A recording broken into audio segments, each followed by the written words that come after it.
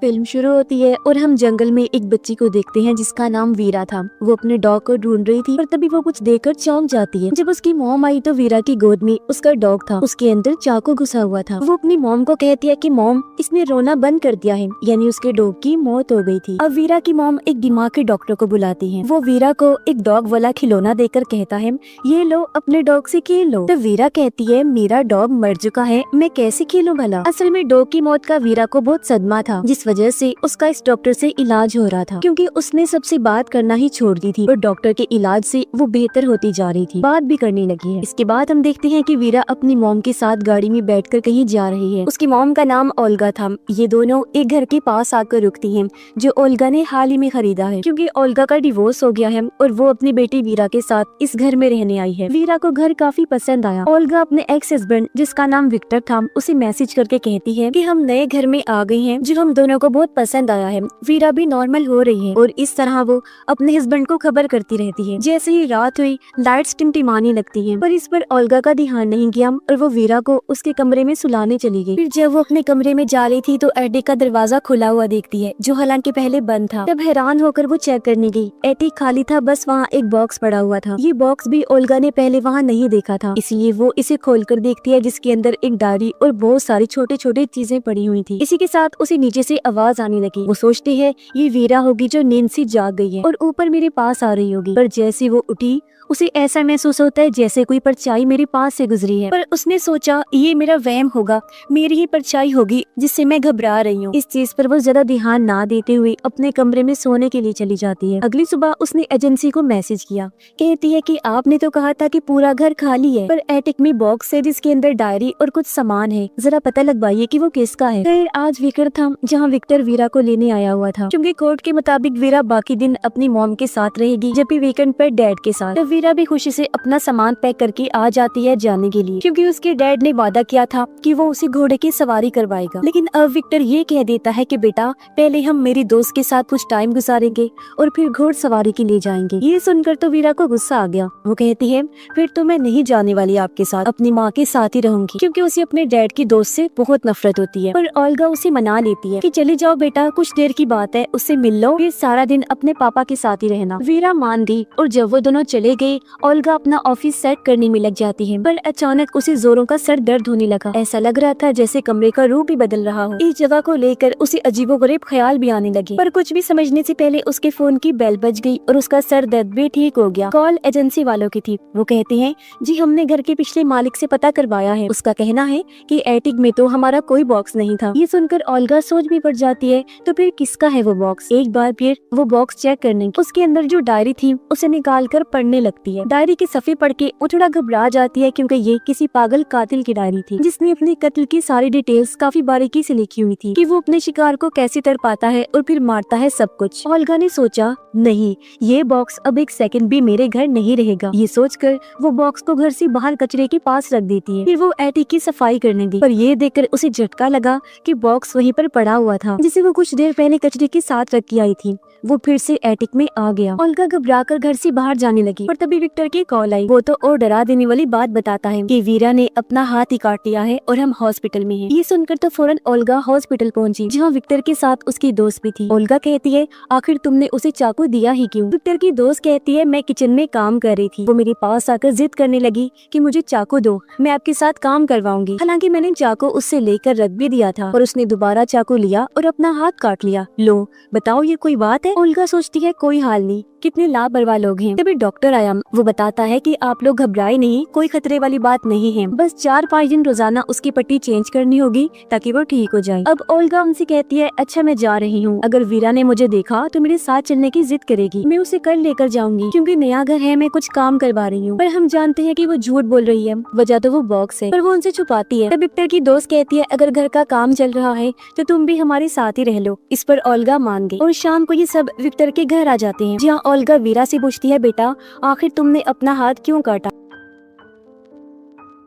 पर विक्टर उसे रोकते हुए वीरा को बाहर भेज देता है। ओल्गा उस पर गुस्सा करती है कि ये क्या हरकत है, मैं उसे सवाल कर रही हूँ और तुमने उसे बाहर भेज दिया। विक्टर कहता है देखो वो सिर्फ हादसा था, उसने जानबूझकर थोड़ी ना किया है। ओल्गा कहती है क्या तुम्हें ये छोटी बात लगती है, देखा उसने अपने डॉग के साथ क्या किया था। जी हाँ, डॉग के साथ उसने कुछ किया था जिसका जवाब हमें आगे पता चलेगा। पर उसकी बात सुनकर विक्टर कहता है ये बस इत्तेफाक है, अब कोई नई कहानी मत बना दो। और इस तरह वो ओल्गा को चुप करवा देता है। अगली सुबह ओल्गा किसी तरह वीरा को समझाकर अकेले ही घर आ जाती है। जी हाँ, वो घर पर डॉक्टर को बुलाती है। डॉक्टर को उसने बॉक्स के बारे में बता दिया था पर वो यकीन नहीं करता और ओल्गा के साथ एक बार फिर बॉक्स को कचरे के पास छोड़ देता है। पर जब उन्होंने एटिक में आकर देखा तो एक बार फिर उन्हें झटका लगता है क्योंकि बॉक्स वही था, वो भी बिल्कुल उसी जगह पर जहाँ पहले पड़ा हुआ था। अब डॉक्टर को भी काफी अजीब लगा, इसलिए वो भी उस डायरी को पढ़ने लगा जहाँ ओल्गा को फिर से ख्याल नजर आने लगे कि ये कमरा बहुत ही अजीब है। और वो देखती है कि किस तरह कातिल अपने विक्टिम्स, अपने शिकारियों को मारता है, जिससे वो काफी घबरा गई। डॉक्टर देखता है कि डायरी में कातिल के विक्टिम्स के नाम और उनकी उम्र भी लिखी हुई है। उन नामों को ओल्गा इंटरनेट पर सर्च करती है पर इन नामों के कत्ल की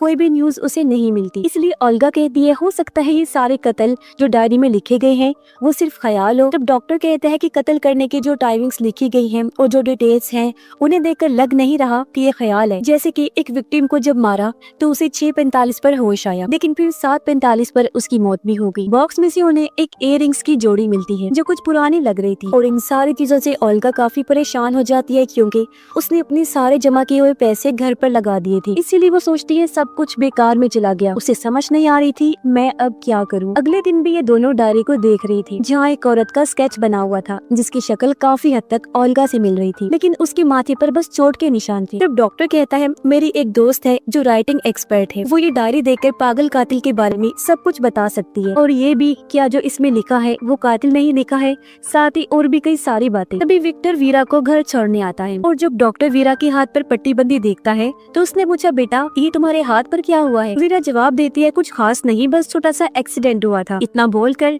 वो अपने कमरे में चली जाती है जहाँ ओल्गा उसे सुला देती है। अगली सुबह ओल्गा वीरा के बैग में अजीब सी ड्राइंग देखती है जहाँ उसने अपना हाथ काटा हुआ था, उसका खून बह रहा था और हाथ में चाकू था, यानी अपने हाथ से वाला पूरा स्केच उसने बनाया हुआ था। ये देखकर ओल्गा उस दिन के बारे में याद करती है जब इनके डॉग की मौत हुई। उस दिन दरअसल इनका डॉग एक गाड़ी के नीचे आ गया था और बुरी तरह जख्मी हो गया था। विक्टर डॉग को उठाकर लाया ताकि उसे हॉस्पिटल ले जा सके, पर जब ओल्गा डॉग को देखने आई तो डॉग के पेट में चाकू घोंपा हुआ था जो कि वीरा का ही काम था। और वो ओल्गा से जब कह रही थी कि इसने रोना बंद कर दिया है तो इसका मतलब था कि उसे अपने डॉग का दर्द देखा नहीं जा रहा था और उसे दर्द से छुटकारा देने के लिए उसने डॉग को चाकू से मार दिया, जिसके बाद इस दिमाग के डॉक्टर से उसका इलाज करवाया जा रहा था। उसका एक सेशन आज भी डॉक्टर कर रहा था। वो वीरा से कहता है अच्छा बताओ उस दिन जो तुम्हारी मॉम डैड डॉग को हॉस्पिटल लेकर जा रही थी क्या वो सही कर रहे थे, ये जो तुमने किया वो ठीक था। वीरा कहती है जो मैंने किया वो ही ठीक था, वो बेचारा दर्द में तड़प रहा था। मॉम डैड को तो उसकी तकलीफ का एहसास ही नहीं हुआ, मुझसे उसका दर्द देखा नहीं गया तो मैंने दर्द से उसकी जान छुड़वा दी। फिर डॉक्टर पूछता है अच्छा उस दिन तुमने अपना हाथ क्यों काटा। वीरा जवाब देती है सारी गलती मेरे पापा के दोस्त की है, उसे आता ही नहीं मेरा ख्याल रखना। दरअसल उस दिन वीरा ने अपना हाथ बेजानबूझकर काटा था ताकि वो विक्टर की दोस्त पर इल्जाम देकर उसे कसूरवार साबित कर सके क्योंकि वो उसे पसंद जो नहीं थी। अगले दिन ओल्गा और डॉक्टर राइटिंग एक्सपर्ट के पास जाते हैं, उसे पागल कातिल की डायरी देते हैं। डायरी की हर चीज को गौर से देखने के बाद वो बताती है कि इस डायरी को 3 हिस्सों में बांटा जा सकता है। पहली 2 जो विक्टिम्स हैं उन पर जुल्म करने की, उन्हें मारने की पूरी डिटेल्स लिखी हुई है, लेकिन जो तीसरा विक्टिम है जिसका नाम मार्टिन है उसे शायद अब एक कातिल ने मारना शुरू किया हो क्योंकि उसकी कत्ल की कोई डिटेल नहीं लिखी हुई। हो सकता है अब एक कातिल ने उसे ना मारा हो। और हाँ, इन तीनों विक्टिम्स के अलावा डायरी में चौथे विक्टिम के होने के चांसेस भी नजर आ रहे हैं जिसके बारे में कातिल ने साफ साफ तो नहीं लिखा, जैसे कि उसका नाम क्या है और बाकी डिटेल्स बस उस अनजान विक्टिम का बार बार जिक्र हुआ है। हो सकता है वो चौथा वाला विक्टिम ही पहला हो जिसके बारे में कातिल को इसलिए याद नहीं क्योंकि उसका कत्ल उसने बचपन में किया होगा। वैसे जो भी है वो कातिल लड़की काफी डिप्रेशन में लगी मुझे, उसके अंदर बहुत तकलीफ और बहुत गुस्सा भरा हुआ था। और ये सुनकर तो दोनों काफी चौंक गई। कहते हैं क्या कहा आपने, कातिल लड़की? एक्सपर्ट कहती है कि हाँ, इस राइटिंग को देखने से साफ लग रहा है कि पागल कातिल एक लड़की है। और तो और इसके लिखने का अंदाज भी अनोखा है। अब जैसे आमतौर पर हम अंगूठे और इंडेक्स उंगली से लिखते हैं, पर कातिल ने अपने अंगूठे और बीच वाली उंगली से पेन को पकड़ के लिखा हुआ है। अब ये सारी बातें सुनकर ओल्गा काफी परेशान हो गई। वो सोचती है अब मैं क्या करूँ, एक पागल कातिल के घर में कैसे अपनी बच्ची को रखूँ। ऊपर से मुझे भी हर टाइम ऐसा महसूस होता है जैसे कातिल घर में ही है। जब डॉक्टर उसे कहता है तुम ऐसा करो, उसे विक्टर के घर छोड़ दो और फिर सोचेंगे कि आगे क्या करना है, और जब सारे हालात ठीक होंगे तुम तब उसे वापस लेकर आना। डॉक्टर ओल्गा को भी दवाई देता है खाने के लिए, क्योंकि वो काफी परेशान थी। दवाई खाकर वो जब नहाने गई तो उसे अपने कमरे से आवाज आती है। उसने जब जाकर चेक किया तो वो किसी की परछाई को देखती है। उसे पकड़ने के लिए जब ओल्गा पीछे भागी तो अचानक कोई उसके सर पर जोर से मारता है, जिससे वो नीचे गिर गई। उसकी आवाज सुनकर डॉक्टर फौरन यहाँ आकर उसे संभालता है। ओल्गा उसे बताती है कि वो कातिल घर में ही है, मैंने उसे देखा था और उसने मुझ पर हमला किया है। पर डॉक्टर को तो वहाँ कोई नजर नहीं आता। पर तभी एटिक में से किसी के भागने की आवाज आई। डॉक्टर सोचता है ये जरूर कातिल ही होगी, इसीलिए वो जाकर जब चेक करता है तो वहाँ जख्मी हालत में ओल्गा बैठी हुई थी, जो अभी भी उस डायरी को पढ़ रही होती है। वो डॉक्टर को कहती है कि देखो, अभी तक इस डायरी में ये लिखा हुआ था कि मार्टिन पर सिर्फ जुल्म किया जा रहा है, पर अब तो इस पर ये भी लिखा हुआ है कि अगले 48 घंटों में उसकी मौत हो जाएगी। ऐसा लग रहा है कि जो भी वो कातिल करती है ना, वो अपने आप ही इस डायरी में लिखा जाता है, और अब हमें मार्टिन का पता लगाकर उसकी जान बचानी हो। फिर जब ओल्गा ने गौर किया तो वो डॉक्टर को उसी औरत का स्केच दिखाती है जिसकी शक्ल ओल्गा से मिल रही थी। वो कहती है देखो, मेरे जैसे इस औरत के माथे पर चोट का निशान है, जो पहले मेरे माथे पर नहीं था पर अब बिल्कुल उसी जगह पर बन गया है। मुझे समझ नहीं आ रही कि क्या हो रहा है। मैंने इतना अंदाजा लगाया है कि डायरी में जो भी लिखा है वो प्रेजेंट यानी मौजूदा वक्त में हो जाता है। मतलब डायरी के हिसाब से माजी में लिखी गई चीजें प्रेजेंट टाइम और फ्यूचर टाइम यानी आने वाले वक्त में होंगी। वो डॉक्टर को कहती है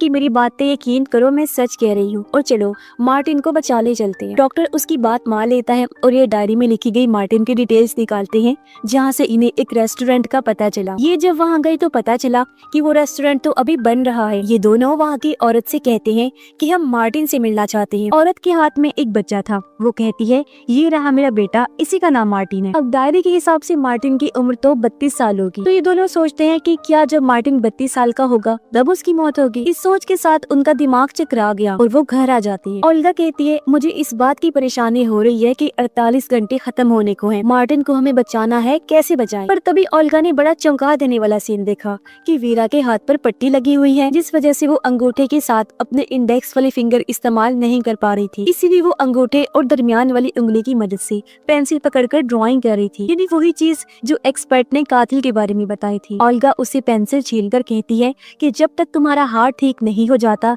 तुम ड्राइंग नहीं करोगी। ये सुनकर वीरा को अपनी मॉम पर गुस्सा आ गया। पर तभी विक्टर की आवाज आई और वो भागकर अपने डैड के पास चली जाती है। और ये क्या, विक्टर तो वीरा के लिए गिफ्ट के तौर पर गोही बॉक्स लेकर आया था, जो एटिक से जाने का नाम ही नहीं ले रहा। ओल्गा तो एकदम सुन पड़ जाती है। उसे समझ नहीं आ रही थी कि ये क्या हो रहा है। पर वो बॉक्स और वीरा को एटिक में लेकर गई और उससे पूछती है बेटा, जो चीजें इस बॉक्स में हैं, क्या तुम उनके बारे में जानती हो? पर वीरा कहती है नहीं मॉम, बिल्कुल भी नहीं। इस पर ओल्गा उसे वहाँ से भेज देती है। और अब जब उसने डायरी को देखा तो उसमें लिखा था कि मार्टिन की मौत हो गई है। ओल्गा फिर परेशान होती है, साथ ही उसे दुख भी हो रहा था कि मैं कुछ नहीं कर पा रही हूँ।